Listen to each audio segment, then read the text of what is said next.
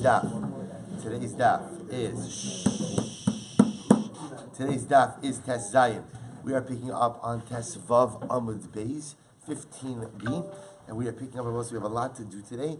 We're picking up by Va'omer Mizmor L'Dav Bevarchim L'Nei Avshalom Beno.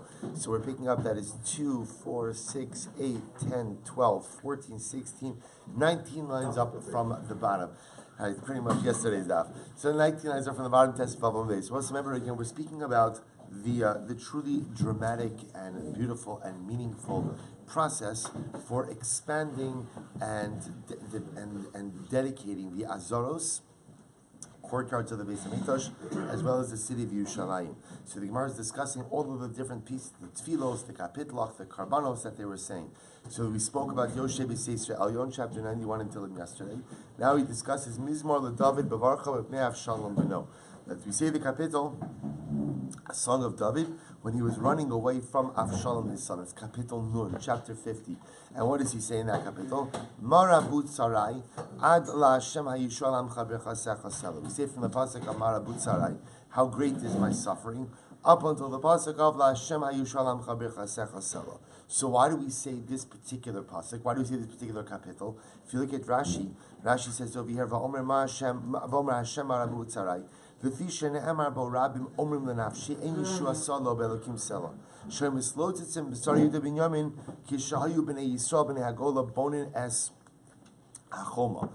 so amazingly enough, David HaMelech in this particular kapitel discusses the idea that no one supports me.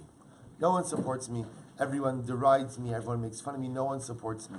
When Ezra and Nehemiah, when they were coming back to rebuild the walls of Yerushalayim, people disparaged their efforts, saying, "Come on, what are you doing? Jerusalem is a destroyed city. The Jewish people are a downtrodden people. Why are you trying?" This is actually amazing. The reason why he was doing this, if you look at Rashi, Rashi says over here, apparently again, because this particular kapitel speaks about being saved from destructive or difficult forces. So before we go to sleep, ultimately again, I'm sorry? No, so first of all, we say Yoshe B'Seisra. Yoshe B'Seisra is part of Kriyash Shema Lamita. We say this kapitel every single night. Chapter 91 is part of Kriyash Shema Lamita. So where does it come from? It comes from Yeshua ben Levi. So the Gemara, so Yeshua ben Levi did this because before going to sleep, he would ask for divine protection from all the different destructive forces that exist at night. So the Gemara says, how can you do this? Also, there's Shabbos b'divrei Torah. One is not permitted to heal oneself with words of Torah. We'll say what this means is that at the end of the day, one is not supposed to use Torah or psukim as a balm, as some type of medical treatment. So the Gemara says, lahagin shiny, to protect against negative things. That's different. Ve'elokemar aser dikamaka. So the Gemara says, and furthermore, again, when did we say that you can't use divrei Torah as a form of refuah? That's when a person is suffering from a makkah. A person has an ailment. Idi ikamaka aser. So the Gemara says, is that and ikadi ikamaka aser? If there's some type of injury, that's when ultimately, again, one can't use the words of Torah as some type of medicinal form of healing. Similar to the Sula of Hatnan, halochesh alamaka ein lochelik le'olamaba. Yet again, the Gemara says that if somebody lochesh alamaka also means if somebody literally whispers on a wound, which means somebody whispers words of Torah in order to heal a particular ailment. It's a very dramatic statement. What does that mean? So let's remember again, we've seen this before. So the Gemara felt that, or I should say, medicine at the time of the Gemara felt that saliva had certain curative powers. So there were many things that they would try to heal with saliva. So if you're healing something with saliva, one can't recite psukim to accompany that, because that's a lack of derech, that's a lack of kavod to HaKadosh Baruch Hu. To go ahead and recite psukim of Torah with saliva, right, with saliva, meaning while spitting on the wound, that by definition is considered to be disparaging, and that's the type of healing that one cannot do with words of Torah.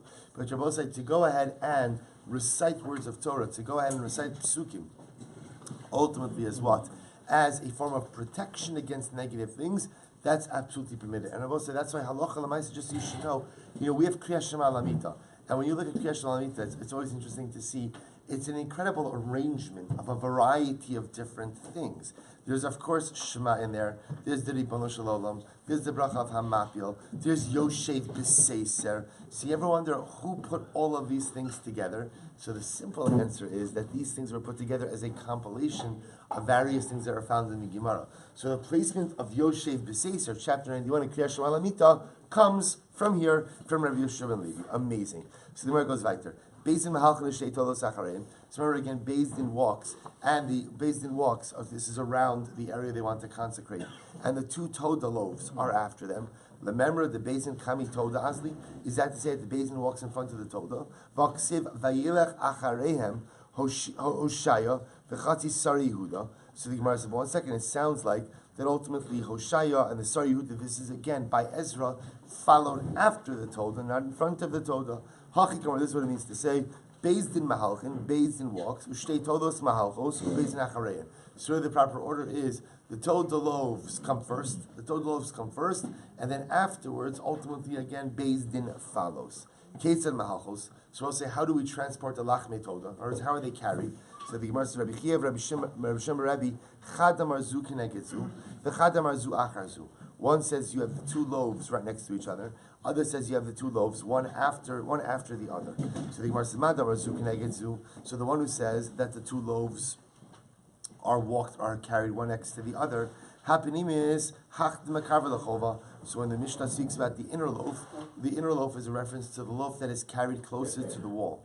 Madam Arzu Acharzu. The one who says that they're carried one after the other, hapanim is hacht mekaver lebeis din. Ultimately, again, the inner loaf referenced by the Mishnah is the loaf that is closer to beis din. So Tanan we learned. Tanan hapanim is nechalas achison esrefes. So what did the Mishnah say? The inner loaf is consumed. The outer loaf is burned. So the Gemara said, Mishnah l'mandam arzu acharzu. So I understand. According to Bina, it says that the loaves are carried one after the other. So Amatu lahachi, pnimis nechalas, mishum da'asya chitzona kama v'kitshala. So I understand that if the loaves are carried one after the other, as soon as the inner loaf is consumed, why? Because the outer loaf comes in first, it's consecrated, or I should say, and it consecrates the second loaf. El lamandam zu kinegedzu. But the one who says that the loaves are carried one next to the other, they enter in at the same time, they are consecrated at the same time. So ultimately, again, why would one be treated differently than the other? Well, the Gemara says, and according to this reasoning, and we'll say furthermore, again, the one who holds that the loaves are carried one after the other, is there such a concept of one of the total loaves being consecrated and not the other? So the Gemara says, Ha kol shelo nasis b'chol elu tanan. So the Gemara says, but yet it says that ultimately these total loaves are treated the same way. The two loaves are reckoned as one unit. So why would there be different treatment for each of the loaves? Ella, Rabbi Yochanan will say top of Tes Zayin Amud Aleph. Therefore, Rabbi Yochanan says, Al pi navi ne'acheles, v'al pi navi nisrefes. In Ochinami, the Gemara says, rather, this was the tzivoy of the navi. The navi gives us ultimately again the proper protocol here. If you take a look at the top Rashi, Al pi navi Chagai Zechariah uMalachi hayu sham v'al piyem beruach hakodesh asu ve'ein tam badavar. So the Gemara says in Ochinami, this entire process of using the Lachmei Toda to consecrate the newly expanded Azaros or city of Yerushalayim was a process that was based on the Nevi'im. The Nevi'im ultimately gave the proper protocol, and the Nevi'im are the ones who said one loaf was burned, one loaf was consumed. Rashi says, Ein tam l'davar means there's no reason for this. What does that mean, there's no reason for this? Rashi says, meaning there's no scriptural reason for this. Rather, the Nevi'im ultimately handed down this process through Ruach HaKodesh. Good. Says the Gemara, Kol shelo nasis b'chol elu. So I'll say, so listen to this. Remember, the Mishnah now we've gone through now the whole list of the proper protocol for expanding the Azaros, the courtyards of the Beis HaMikdash, or of going ahead and expanding the perimeter or the size of the city of Yerushalayim. So there are a number of things that are included in this process. There are the Lachmi Toda, there's the king, there's the Melech, there's the Kohen Gadol, there's Urim V'Tumim, there's Shir, there's all of these things. So now the Mishnah seemed to say, Kol shelo nasis b'chol elu. If you did not expand or consecrate the areas with this process, then the area is not consecrated / expanded. Says the Gemara, Itmar Rav Huna Amar Bechol Elu. Rav Huna says, Enoch Inami, it means that in order to consecrate, to expand and consecrate areas, you need all of these things. You need all of these things. Meaning, if you're missing any one of these things, so the area ultimately is not consecrated. Rav Nachman says, you don't need all of these things. Rather, what do you need? One of these things. One of these things. Any one of these things has the ability to expand and consecrate either the city of Yerushalayim or the Azaros, the courtyards of the Beis HaMikdash. So Tanan Rav Huna Amar Bechol Elu. So we'll say, now let's analyze this. This is actually quite interesting. So Rav Huna says, what does it mean you need all of these things? So Bechol Elu Tanan Kasavar Kiddusha Rishona Kidsha L'Shaita V'Kidsha La'asid Lavo. So we'll say, here's the problem we have. The problem we have is we know with absolute certainty that there was a consecration expansion, or at least we'll call it a consecration, that was done without all of these things.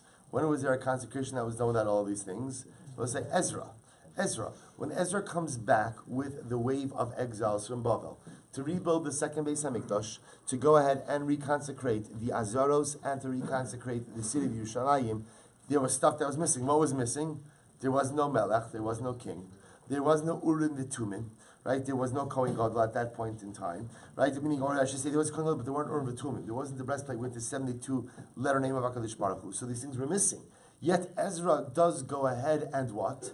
Ezra does go ahead and reconsecrate the area. So watch this. So says the Gemara, Rav Huna says that you require all of these things. But one second, if you require all of these things, right? Kasavar Kiddusha Rishona Kidsha L'Shaita V'Kidsha L'Asad Lavo Ve'ezra Zecher Ba'al Mahu Da'avid. So we'll say, so Rav Huna is of the opinion that the original Kiddusha of Yerushalayim, once it was Mekudash, remains intact, and Ezra didn't really need to re-sanctify Yerushalayim.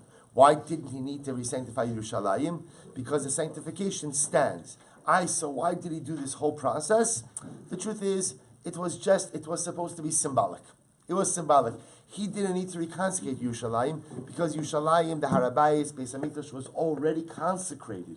Rather, again, he just did something symbolic. He did a symbolic rededication, but it was not necessary. Rav Nachman holds all you need is one of the items mentioned in the Mishnah to expand and to consecrate Yerushalayim with the Harabayis. So the Gemara says, Kasavar Kiddusha Rishona, Kidsha L'Shaita, V'lo Kidsha L'Asad Lavo. So we'll say he holds that the Kiddusha of Yerushalayim was sanctified, but that once the Beis HaMikdash is destroyed, or once Klal Yisrael is exiled, that Kiddusha is lost. And therefore you need at least one of the items mentioned in the Mishnah to reconsecrate. So the Gemara says, Ve'ezra Kiddushay Kaddish. And Ezra actually came along in what did a real Kiddusha. He actually literally reconsecrated Yerushalayim. There's no Urim V'Tumim. It's okay. You don't need all of the items listed in the Mishnah. Rather, what do you need? Just at least one of them. So the Gemara goes right to Esei Rav Nachman. So Rav raised the question to Rav Nachman. Kol shelo nasis b'chol elu. So the Gemara says, the Mishnah seems to say explicitly that anything ultimately, again, any consecration that was not done with all of the items listed in the Mishnah is not a proper consecration. To which the Gemara says, Enoch Inami, you have to change the gears of the Mishnah. Tani ba'achas mikol elu. All right, that's a good answer. So the answer is change the text. And the text should actually say, Ba'achas mikol elu. Any consecration that was not done with at least one of these items is not a proper consecration. Okay, Tashma. So we'll say we have another brisa. Abu Shalomer. This is actually very interesting. Shnei Bitzin Hayu Bahara Mishcha. We'll say there were two swamps or marshes on Hara Mishcha. Hara Mishcha we'll say is Hara Zaysim. It's Hara Zaysim, Mount of Olives. Right? So there were two swamps, two marshes in Hara Mishcha. Watch this. Tachtona ve'Alyona. An upper marsh and a lower marsh. Tachtona miskadsha b'chol elu. So the lower marsh, I will say, was sanctified. In other words, they tried to expand the area of Yerushalayim to include this marsh. So the lower marsh was in fact sanctified with all of the items listed in the Mishnah. Alyona alone is kadsha b'chol elu. The upper marsh was not sanctified with all of these items. So the Gemara says, Ella ba'ole gola, but rather again the upper marsh was sanctified by those who came back with Ezra and reclaimed this marsh as part of Yerushalayim. Shelo b'melech, but there was no king who was present. V'shelo b'urim v'tumim, and ultimately again without the urim v'tumim. Tachtona shaise kiddushasa gimura. Ami ha'aretz, so the lower marsh, which ultimately again had complete kedusha. So apparently the lower marsh was sanctified earlier on with all of the items listed in the Mishnah. The upper marsh was not. The upper marsh was simply reclaimed by the Jews who came back with Ezra during the second to rebuild the second Beis Hamikdash. So therefore the Gemara says the following. So I'm sorry. Tachtona shaise kidushase gimura. So we'll say the lower marsh, which had a complete kedusha because it was sanctified with all of the items listed in the Mishnah. Ami haaretz nichnasan l'sham. So even Ami haaretz come in there. V'ochlin sham kachim kalim, and they can eat kachim kalim there. Avalo meiser sheni, but they can't eat meiser sheni there. V'chaverim ochlim sham kachim kalim meiser sheni. So all the Gemara is going through over here is what everyone's permitted to eat in each of the different marsh areas. V'chaverim ochlim sham kachim kalim meiser sheni. Chaverim, which means tamdi chachamim, could eat their kachim kalim meiser sheni. El Yona shelo haise kidushas gemura. The upper marsh, Rabbi say, which did not have complete kedusha, in other words, it wasn't sanctified with all of the items listed in the Mishnah, but was only sanctified with the ole gola, those who came back with Ezra. So Ami Haaretz hayu nichnasin sham. So the Ami Haaretz would come there. The ochlin sham kachim kalim avalo meiser sheni. The chaverim ein ochlin sham lo kachim kalim velo meiser sheni. Omipnei ma lo kitcha. So we'll say, why is it that the lower swamp? Excuse me. Why wasn't the I keep getting this mixed up? Why was it that the tachtona, the lower swamp, was sanctified with all of the various items? The upper swamp was not. So the Gemara says, "Nei malu kitshua." Why was the upper swamp not fully mekudash? Shemosifin ala ir va'al ha'azaros ela b'melech v'navi v'urim v'tumim v'sanhedrin shal ayin aleph ubishtei todos ubishir. So we'll say ultimately again. So the Mishnah says, the Gemara says, so why was it that the upper swamp was not fully mekudash? For one simple reason, I will say, because ultimately again, to sanctify a particular area requires all of these things. You can only expand the boundaries of Yerushalayim. So we'll say in this case over here, this is not as ours. This is expanding the boundaries of Yerushalayim. So apparently again, they expanded the boundaries ultimately to include the lower swamp, but not the upper swamp. Why not? Because it says the Gemara, apparently they had all of the tools available to include the lower swamp at that time, but by the time they came to including the upper swamp, they lacked a king, urim v'tumim, so on and so forth. So the Gemara says, "Lama kidshua ha'amrit lo kidshua." Why did they sanctify? We just said before it wasn't sanctified.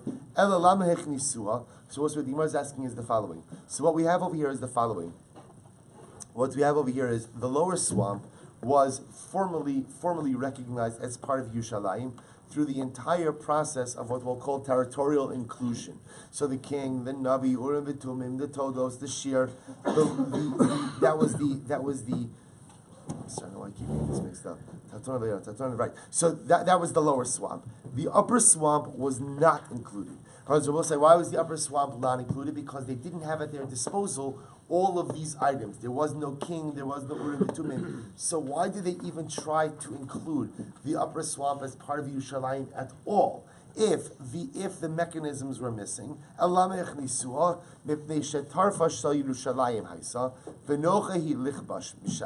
we'll say the idea here is this is more of a strategic issue.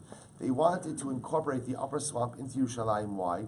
Because if not, it would pose a vulnerability to the city.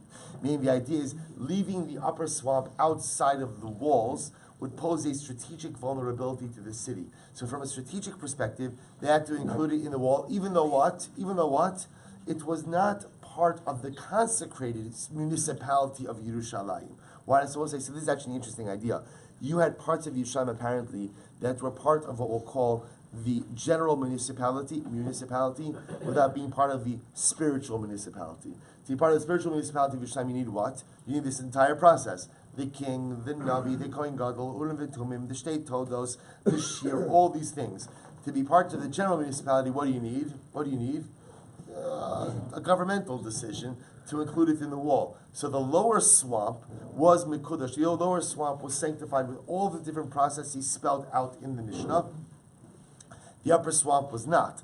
Yet the upper swamp was still included ultimately in the actual municipality of Yerushalayim. Why? As a strategic decision, because if not, it would leave the city of Yerushalayim exposed. Okay, beautiful. So the Gemara says, Tinohi, first wide line, Tesana Medalef. In reality, this is a machlokes tanoim. What does that mean? This Sanya, Amr Belazar, Shamati will say, now the machlokes tanoim understand this as follows. It's really a two-pronged machlokes.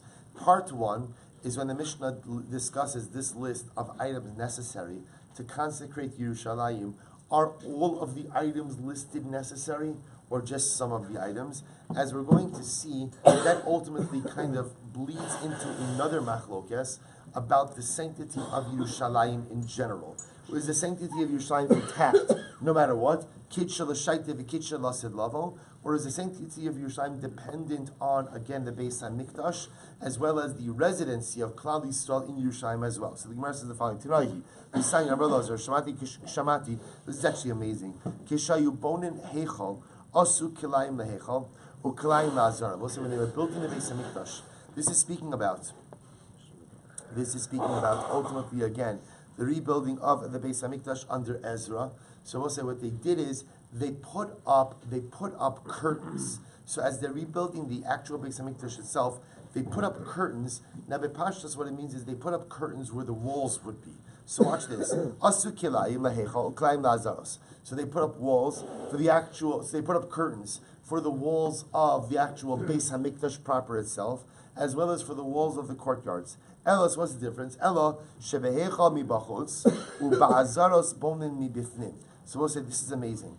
The curtains for the heichal avosai were mibachutz, which avosai means what they did is they positioned the curtains in a way that the artisans building the Beis HaMikdash would be building the walls outside of the curtains. So the idea is you would have the curtain and you would be building the wall on the external part of the curtain, not on the internal part of the curtain.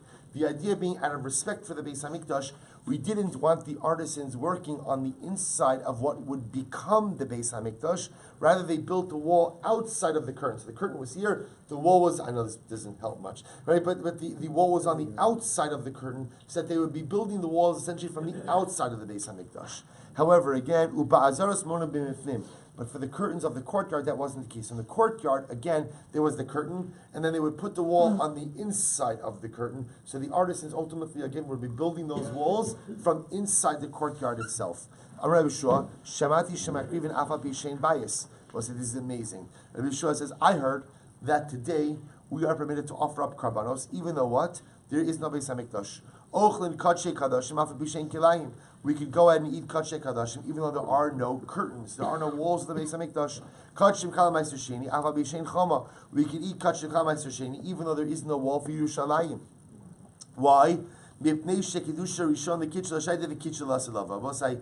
is dramatically amazing. Rabbi Yehuda essentially says, I heard that today we could offer up karbanos.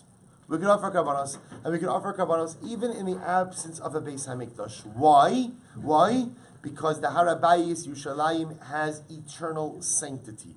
And that sanctity is independent even of the existence of the actual Beis HaMikdash itself. So if you want to go up to the Har HaBayis today and offer up a karban, one has the ability to do so. So again, Amir will say he's actually bringing two things over here. He's bringing kadshe kadashim, which has to be consumed on the Har HaBayis, and kadshe kalim ma'aser sheni, which have to be consumed in Yerushalayim. So he's saying because he say kedusha rishon and kedusha shayid and kedusha asid lavo, that the kedusha of Yerushalayim and the kedusha Har HaBayis is ongoing. The kedusha is there even in the absence of the Beis HaMikdash, and the kedusha is there even in the absence of the wall of Yerushalayim. Michlal, the Rabbi Eliezer Savar, lo kitcha lasid lavo. Now we would infer from this that Rabbi Eliezer must hold that the kedusha of Har HaBayis, kedusha of Yerushalayim, was not permanently sanctified. It is only sanctified when what? The Beis HaMikdash stands and the wall of Yerushalayim stands. How do you know that? Maybe everyone agrees that the sanctity of the Har HaBayis and the sanctity of Yerushalayim is eternal. I will say again, I want to be clear. This is not, everybody agrees that the sanctity of Yerushalayim is eternal. What we're talking about over here is a specific type of sacrificial sanctity. What we're trying to figure out is, can I go up to Har HaBayis today and offer up karbanos? That's the shayla. Political considerations aside. Can I go ahead? Can I offer up karbanos? Can I eat meiser sheni in Yerushalayim? So we're not talking about like a spiritual sanctity, we're talking about a sacrificial sanctity over here. So maybe everyone holds that the kedusha is eternal, and you can even offer up karbanos today. Umar mai dishmele kamar, umay mar dishmele kamar, and each particular time Rabbosai is just relaying that which he has heard. So if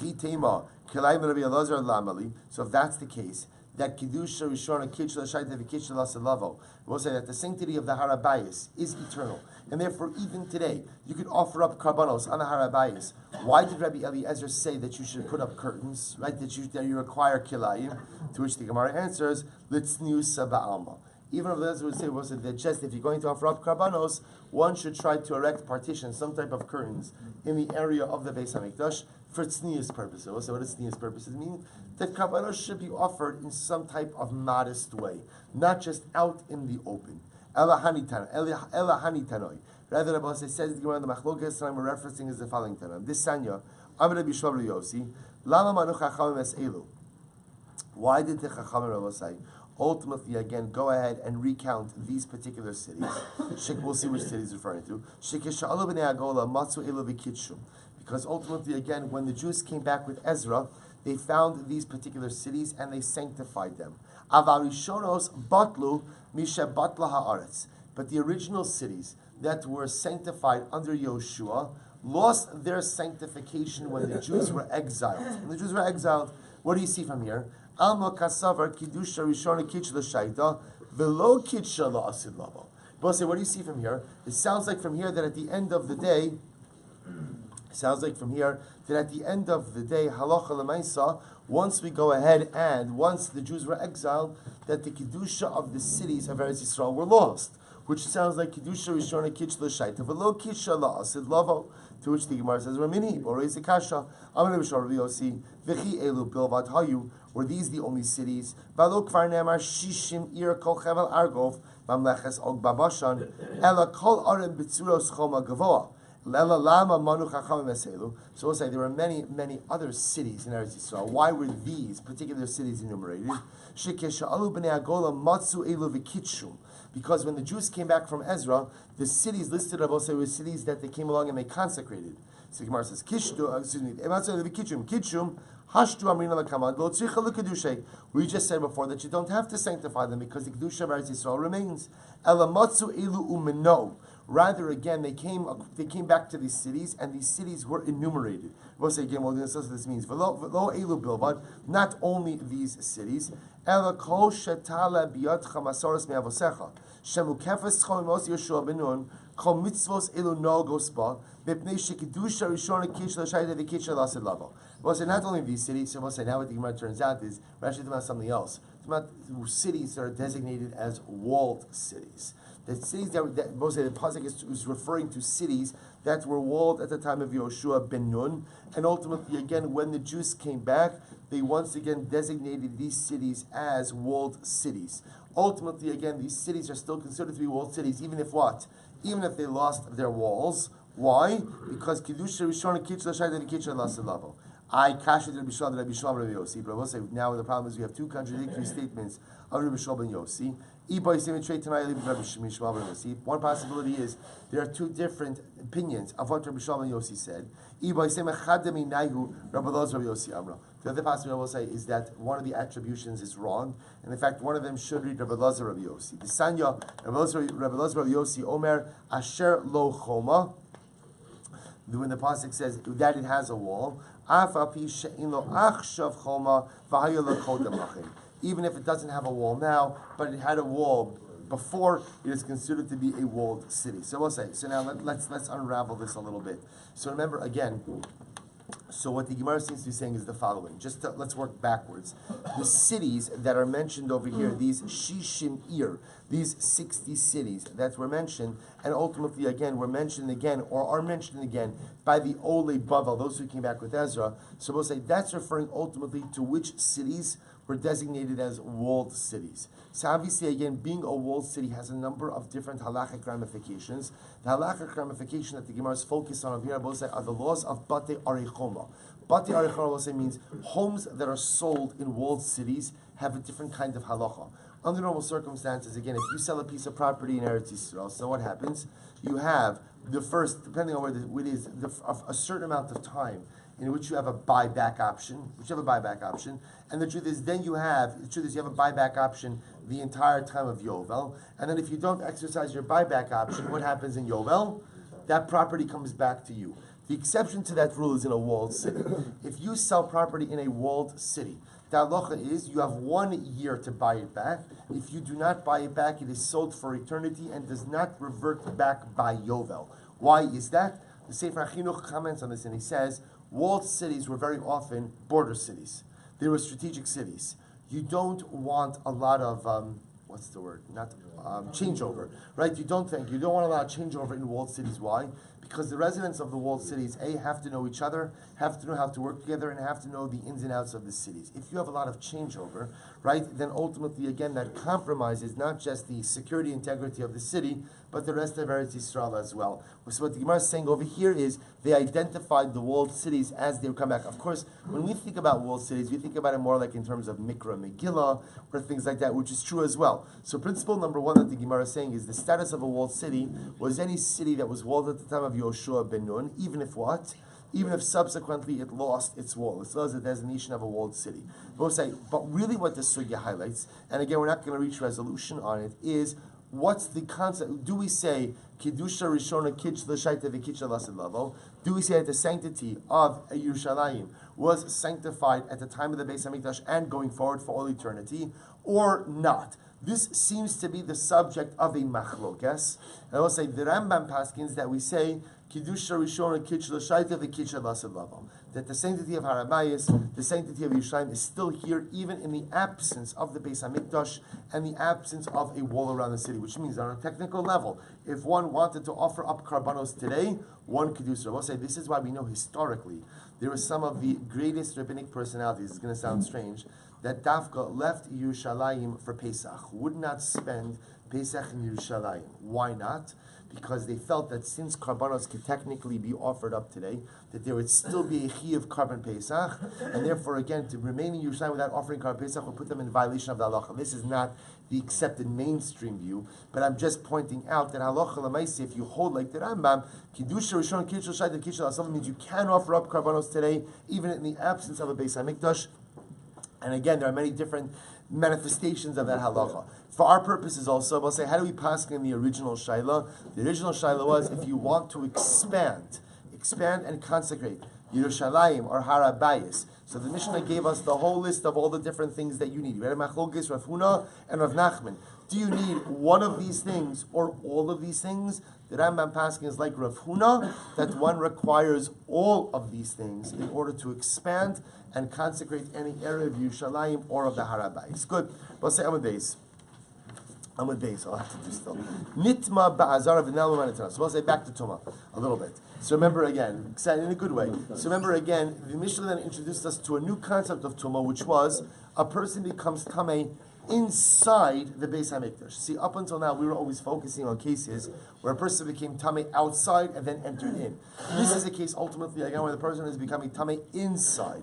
So what happens? Tumah ba'azar minah. We'll say, how do we know that one is chayiv if they become Tameh in the Beis HaMikdash itself? So Amar Belazar, Kasav Echad Omer Es Mishkan Hashem Timei, because one pasuk says he has defiled the Mishkan of Hashem. The Kasav Echad Omer Ki Es Mikdash Hashem Timei. So we'll say, so you see, one says that he has defiled the Mishkan of Hashem, one says he has defiled the Mikdash of Hashem. So we'll say, one pasuk I know teaches me that what? That if I'm Tameh, I can't enter into the Beis HaMikdash. So why don't you two pasukim teach me that? So I must see one pasuk is teaching me what? One pasuk is teaching me that if I'm Tameh, I can't enter, and one pasuk teaches me that what? That if I became Tameh inside, I have to leave as quickly as possible, and if I tarry, and we'll discuss the halachic definition of tarrying, I am chayiv for that. Or cry me, Yasu. So Gemara says, are you telling me that one of these psukim is extra? It's not true. Mitzvah srichi. We need these psukim. Also, why do we need these psukim? This sign because we learned Rabbi Elazar Omer. So Rabbi Elazar says, Im ne'emar mishkan lama ne'emar mikdash. Im ne'emar mikdash lama ne'emar mishkan. So we'll say, why does the Torah employ two different words to refer to the Beis HaMikdash? Why does it say Mishkan, meaning either call it Mishkan or call it Mikdash? Why do you use two different words? So I'll tell you why. Ilu ne'emar Mishkan v'lo ne'emar Mikdash. Because had the Torah just said Mishkan and not Mikdash, I would have thought one is only chayiv for entering into the Mishkan in a state of Tumah. Why? Because ultimately the Mishkan was anointed and inaugurated with oil, and maybe its kedusha is more intense. The Mikdash, which was not anointed and inaugurated with Shemen HaMishcha, maybe it has lesser kedusha, and maybe again one is not chayiv for entering into a state of Tumah. And if the pasuk would have just said Mikdash and not Mishkan, I would have thought them chayiv for entering into the Mikdash in a state of Tumah. Why? Shari kedusha, so kedushas olam. For why, Rabosai? For the Beis HaMikdash, its kiddush is eternal. It's like what we just said before, right? The kiddushas hamakam of the harabayis is kiddush, is kadosh forever. Mishkan lo yichayiv. And I will say, but for the Mishkan, which was a temporary structure, maybe I wouldn't be chayiv ultimately again for entering into the state of Tumah. Therefore, lekach ne'emar Mishkan, lekach ne'emar Mikdash. So both say, what do you see from here? Remember, what do we just want to say? We just wanted to say that there's an extra pasuk. The pasuk says, Ki es Mishkan Hashem Timei, Ki es Mikdash Hashem Timei. Two psukim saying the same thing. You can't go into the Beis HaMikdash Tamei. So we'll say. So what we wanted to say is there's an extra pasuk. What does the extra pasuk come to teach me? It comes to teach me that there's a prohibition to enter into the Beis HaMikdash Tamei, and what? And what? And what? There is a prohibition that if I become Tamei inside, I must leave. You're going to say, 1 second. There's not an extra pasuk. I need both these psukim. Why? Because the Torah Dafka phrases the prohibition for the Mikdash and the Mishkan to tell me that what? That the laws of Tumah apply to both. Because had it not said both Mishkan and Mikdash, I would not have necessarily assumed that the halachos apply to both of them. To which the Gemara says, Lekach ne'emar Mikdash, Rabbi Elazar, so Gemara says, Rabbi Elazar hachika kashle. This is Rabbi Elazar, this was the first wide line, Tezainam days. This is Rabbi Elazar's kasha. Michti, Mishkan, ikri Mikdash, Mikdash, ikri Mishkan, Nichtav o idi v'idi Mikdash, o idi v'idi Mishkan, Mishkan o Mikdash, Lamali. So we'll say what Rabbi Elazar's kasha was as follows. Why does the Torah use two different words for the same space? Either just always use the word Mikdash, or always use the word Mishkan. And I could have learned the same thing. Rather, it says the Gemara Shema Mina Tarki. Therefore, Rabbi say, in fact, learn out that we're actually learning two halachos in Rabbi say. What are the two halachos? Number one, that the laws of Tumah apply equally where? Both in the Mishkan as well as the Mikdash. Plus the fact that what? That there's a prohibition ultimately to enter into the Beis HaMikdash in a state of Tumah, and there is also a prohibition to what?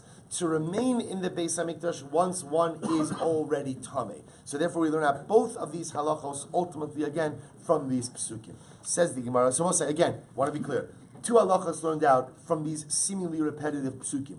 Number one, that the prohibitions of Tumah apply equally to the Mishkan, the temporary tabernacle, as well as the Beis HaMikdash, the permanent structure. That's number one. And halacha number two is that not only is one prohibited to enter into the Beis HaMikdash in a state of Tumah, but if one contracted Tumah inside the Beis HaMikdash, one is prohibited to tarry. Rather, one must exit as quickly as possible. Good. Yeah, good. Those are the two halachos ultimately again learned out. So Bishlama, Mikdash, Ikri, Mishkan. So we'll say, now let's go back. So says the Gemara, I understand the Mikdash is called the Mishkan. Because the pasuk says, I will put my Mishkan in your midst. Ela Mishkan the Ikri Mikdash minalan. So we'll say, but where do we know that the Mishkan is also called the Mikdash? So Ilema Midichsev, Vinasva Kasim, no say Mikdash. So maybe you'll say, because the Kahasim carried the Mikdash. No. That Mikdash hahu ba'aron ksiv. We'll say that Mikdash doesn't refer to the Beis Mikdash. What does Mikdash refer to in that context? That refers to the Aron.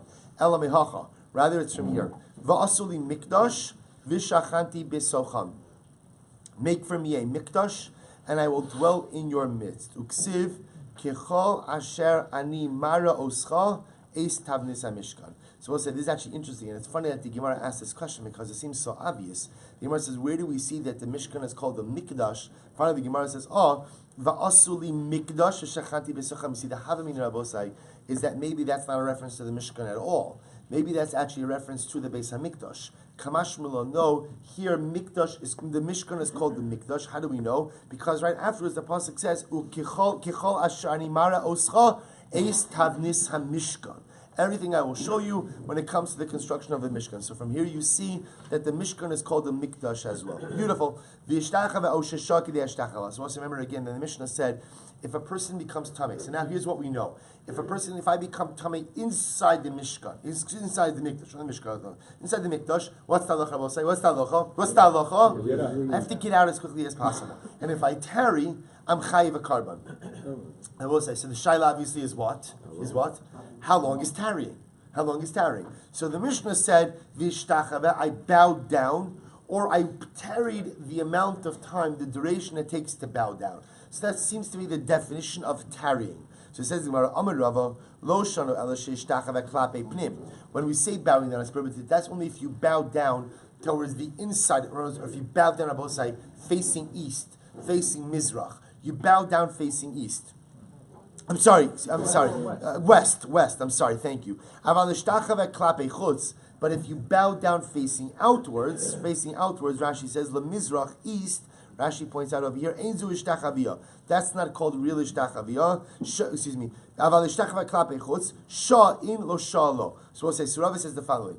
If I bow down klape pnim, facing inside, l'tzad ma'arav, towards the west, then the I'm going to be chayiv. But if I go ahead and I bow down facing outward, facing east, then that's not called ishtachaviyah. That's not called bowing down. Again, we're going to define what this means in just a moment. And therefore, shah in lo shah lo. If I tarried, I will be chayiv. But if I didn't tarry, I won't be chayiv.